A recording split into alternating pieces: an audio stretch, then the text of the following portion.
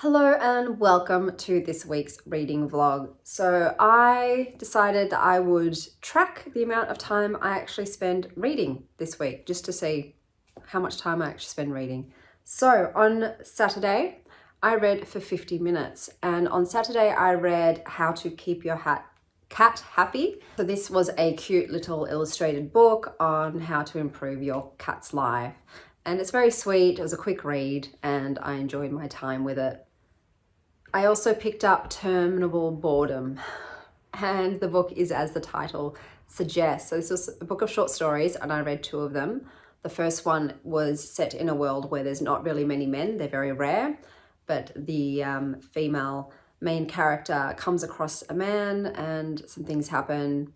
It was told in such a deadpan, monotonous, boring manner, and nothing really does happen. And I was waiting for like the punchline of the story and it didn't happen.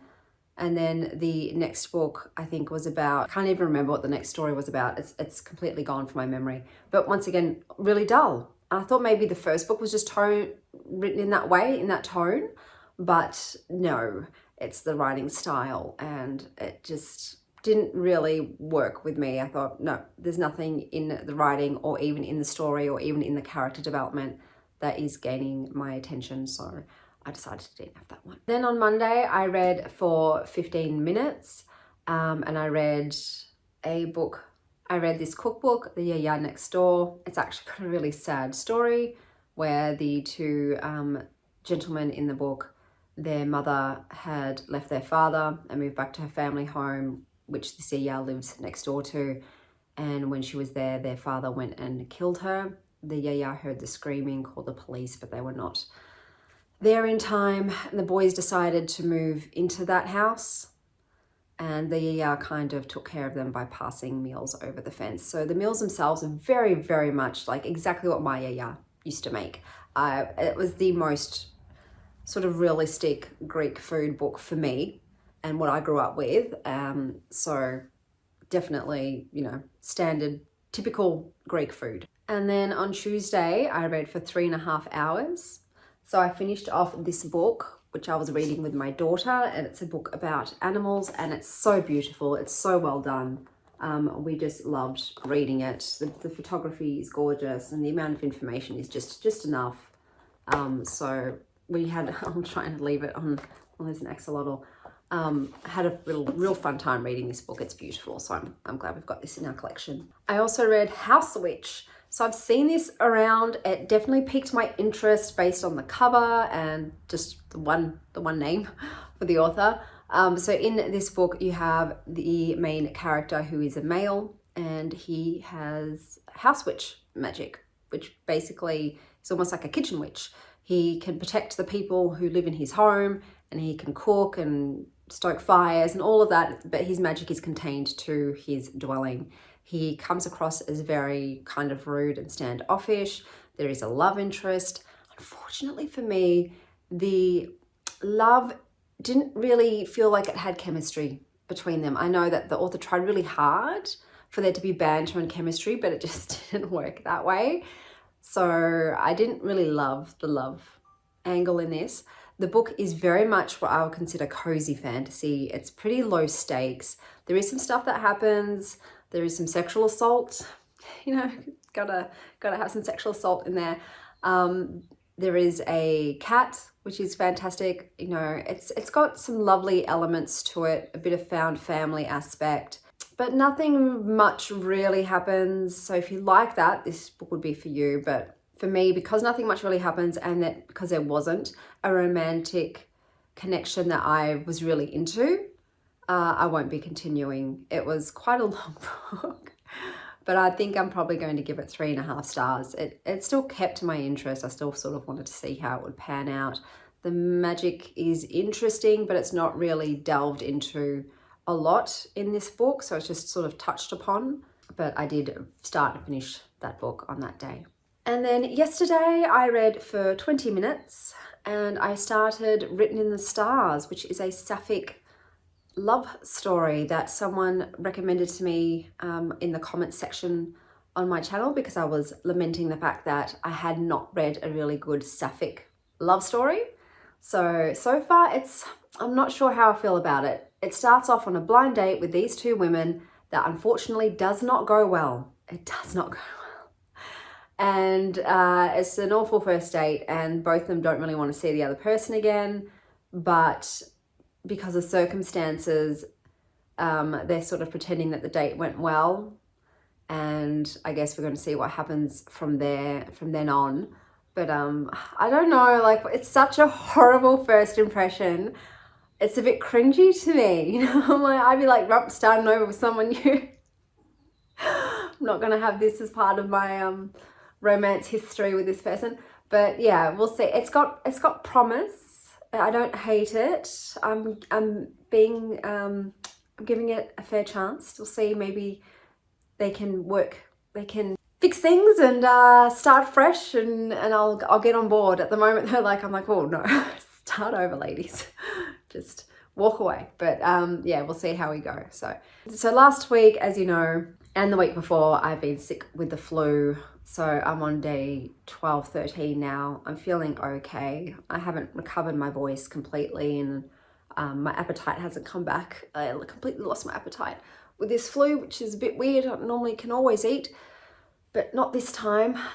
So I'm just trying to catch up on all of the things that I need to catch up on, like especially in regards to housework and filming and work in general as well.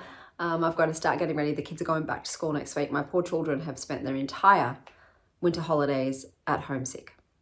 So it wasn't the best school holidays for us. We had a lot of plans and things to do and memories to make, and all of our memories are involving us sitting in bed with tissues shoved up our noses. I'm going to head out later. I've got to return some books to the library and then come home. I'm trying not to spend too much time out because I'm just worried, you know, when you're just like, oh, I've just gotten better. Let's not get sick again. I'll touch base with you guys later.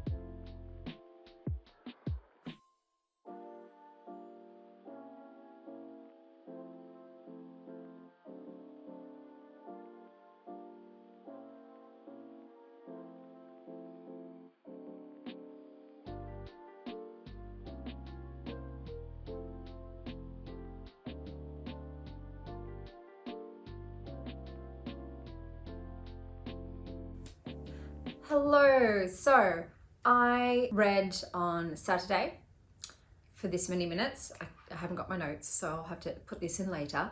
And I ended up finishing Written in the Stars. So in this book, you have two women who are set up on a date by the brother of one woman and the friend of the other. And it starts off disastrously. Elle is late to the date, and Darcy is kind of not happy with it, is about to leave. They end up still going on the date. Elle spills like wine all over her. It was just very cringy and awkward. What happens is the brother, who is a really unlikable character, he doesn't respect any of the girls' boundaries, and he's just very pushy, and Darcy just ends up placating him by saying, oh, I'm interested in Elle. You don't need to set me up with any other people. And then he runs into Elle and is like, oh, Darcy loved you. And she's like, what? What are you talking about? But she goes along with it, and then she messages Darcy and he's like, well, what's happening? Why is your brother saying that we're still dating? So basically they end up fake dating because Darcy wants to get her brother off her back, and Elle wants to impress her parents, who think that she's just a disaster. So they fake date, and I don't know, it was okay. The book is kind of boring. It really just is about them and their relationship. At the beginning, Darcy sort of makes fun of Elle's vocation as an astrologer, and so do her family. they're acting like astrology is some very quirky, small niche kind of area. And I'm like, astrology is quite mainstream. Even dudes know their star sign. I don't think astrology is so niche and bizarre the way that they were all acting like Al is this weirdo for being an astrologer. I was like, what? Okay, weird flex. But yeah, I couldn't get past their first meeting. And it wasn't just their first meeting, but their second meeting was also kind of cringe. And I just didn't get into it. The sex scenes were fine. It was okay. I'm rating it 3 stars because, like I said, it was fine. I didn't love it. The writing was okay, but the plot line was a little dull for me, and them as a relationship, I didn't quite love the pairing. I know it's supposed to be sort of like an opposites attract situation, but I just felt like they didn't really have a lot in common at all, and I didn't really feel their bond, so I just didn't get invested in the story. But I did like the astrological part, except they would do these lists for the star signs, like the star signs Christmas songs, the star signs Christmas foods, and my sun sign is Scorpio, and I felt like none of the options that they put in any of the lists for Scorpio were accurate. So I'm like, oh, you've got very different ideas of what I think the star signs would like. But that was written in the stars. So I read this week for a total of this many hours, definitely less than usual, and that's because I was sick for the most part of that week. And when I'm sick, I don't like reading. I pretty much prefer just to lie on the couch and binge watch a comfort show, which was Schitt's Creek. With this illness, I watched the all the seasons while I was ill for almost 3 weeks. So that's why this is a smaller amount of books and time reading than usual. I think probably most weeks I would read almost double this amount. So it was interesting to see though, how much do I read when I'm unwell. So that's everything for this week. I hope that wherever you are having an amazing morning, afternoon or evening, and as always, stay well, Star Child.